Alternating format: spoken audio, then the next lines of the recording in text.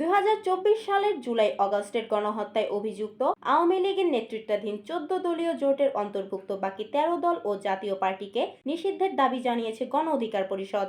রোববার নিজের ফেসবুক প্রোফাইলে দেয়া এক পোস্টে এ দাবি জানান দলটির উচ্চতর পরিষদ সদস্য ও গণমাধ্যম সমন্বয়ক আবু হানিফ। তিনি লেখেন, আওয়ামী লীগের জোট সঙ্গে 14 দল ও জাতীয় পার্টিকে নিষিদ্ধ এবং জিএম কাদের সহ জাপার শীর্ষ নেতাদের গ্রেফতারের দাবি গণ অধিকার পরিষদের। প্রসঙ্গত, ছাত্র জনতার তীব্র আন্দোলনের মুখে শনিবার রাতে উপদেষ্টা পরিষদের বৈঠকে গণহত্যায় অভিযুক্ত আওয়ামী লীগের কার্যক্রম নিষিদ্ধ করার সিদ্ধান্ত নেওয়া হয়েছে। এ বিষয়ে পরবর্তী কার্যদিবসে প্রজ্ঞাপন জারি হবে বলে সরকার পক্ষ থেকে জানানো হয়েছে। এর মধ্যে রোববার সন্ত্রাসী কার্যক্রমে জড়িত ব্যক্তি বা সংগঠনের কর্মকাণ্ড নিষিদ্ধ করার বিধান যুক্ত করে সন্ত্রাসী বিরোধী সংশোধন অধ্যাদেশে খসড়া নীতিগত ও চূড়ান্ত অনুমোদন করেছে উপদেষ্টা পরিষদ।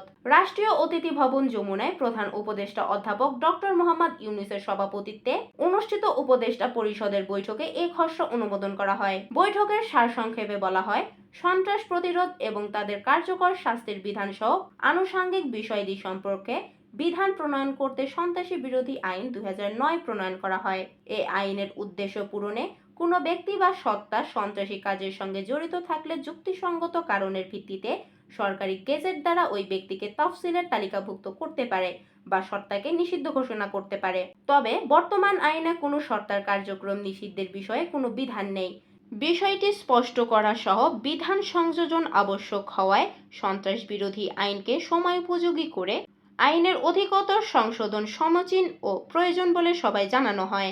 এ প্রেক্ষাপটে সন্ত্রাস বিরোধী আইন সংশোধন করে সত্তার কার্যক্রম নিষিদ্ধ করা, প্রয়োজনীয় অভিযোজন করা এবং অনলাইন ও সামাজিক যোগাযোগ মাধ্যমে প্রচার নিষিদ্ধের বিধান অন্তর্ভুক্ত করা হয়।